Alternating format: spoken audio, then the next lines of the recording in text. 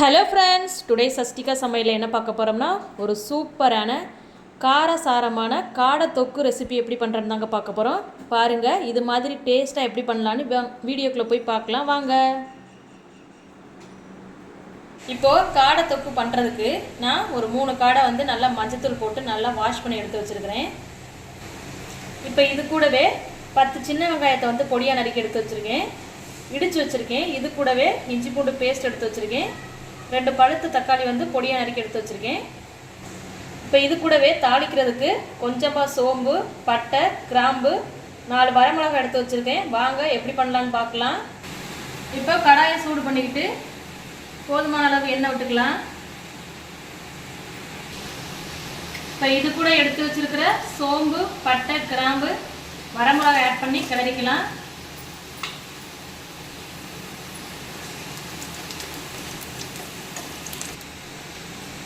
சோம்பு நல்லா பொரிஞ்சு வந்துருச்சு. இப்போ இது கூட எடுத்து வச்சுருக்கிற வெங்காயத்தை ஆட் பண்ணிக்கலாம்.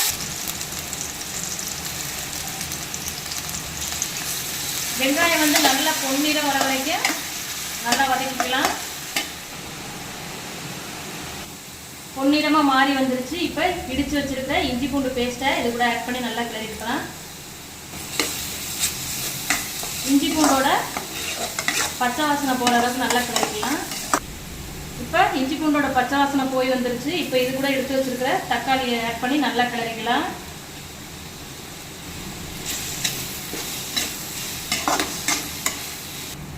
இப்போ பார்த்தீங்கன்னா தக்காளி நல்லா வதங்கி வந்துருச்சு. இப்போ இது கூட நம்ம வாஷ் பண்ணி எடுத்து வச்சிருக்கிற காடையை ஆட் பண்ணிக்கலாம்.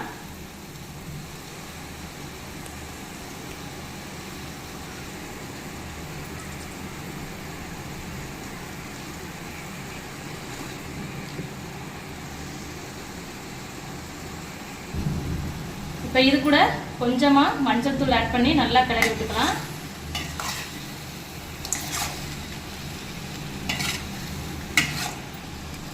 இப்போ காடைக்கு தேவையான அளவு உப்பு ஆட் பண்ணி நல்லா கிளறிக்கலாம்.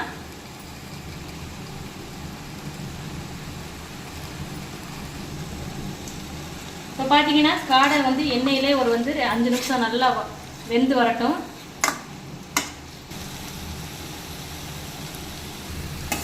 இப்போ பார்த்தீங்கன்னா காடை எண்ணெயிலே ஓரளவுக்கு வெந்து வந்துருச்சு.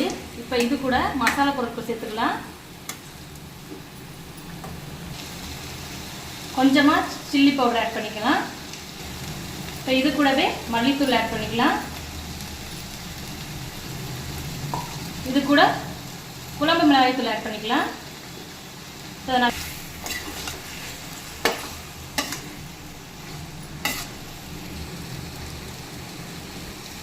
இப்போ இது கூட கொஞ்சமாக தண்ணி ஆட் பண்ணி ஒரு 15 நிமிஷத்துக்கு நல்லா வேக வச்சு எடுத்துக்கலாம்.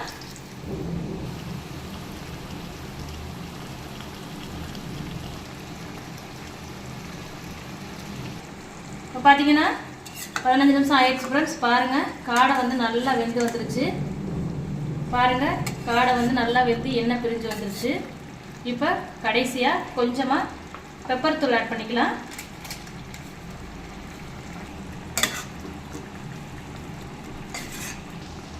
இப்போ பார்த்தீங்கன்னா நமக்கு சூப்பரான காடை தொக்கு ரெடி ஆயிடுச்சு ஃப்ரெண்ட்ஸ்.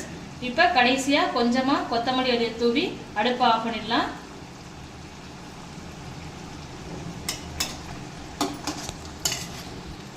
பாருங்கள் ஃப்ரெண்ட்ஸ், நமக்கு சூப்பரான காடை தொக்கு ரெசிபி ரெடி ஆயிடுச்சு ஃப்ரெண்ட்ஸ். எவ்வளோ அருமையாக வந்திருக்குன்னு நீங்களும் இந்த ரெசிபி கண்டிப்பாக மறக்காமல் ட்ரை பண்ணி பாருங்கள். ட்ரை பண்ணி பார்த்துட்டு டேஸ்ட் எப்படி வந்துச்சுன்னு கமெண்ட்டில் மறக்காமல் சொல்லுங்கள் ஃப்ரெண்ட்ஸ். இந்த ரெசிபி உங்களுக்கு பிடிச்சிருந்துச்சுன்னா மறக்காமல் லைக் பண்ணுங்கள், ஷேர் பண்ணுங்கள், கமெண்ட் பண்ணுங்கள் ஃப்ரெண்ட்ஸ்.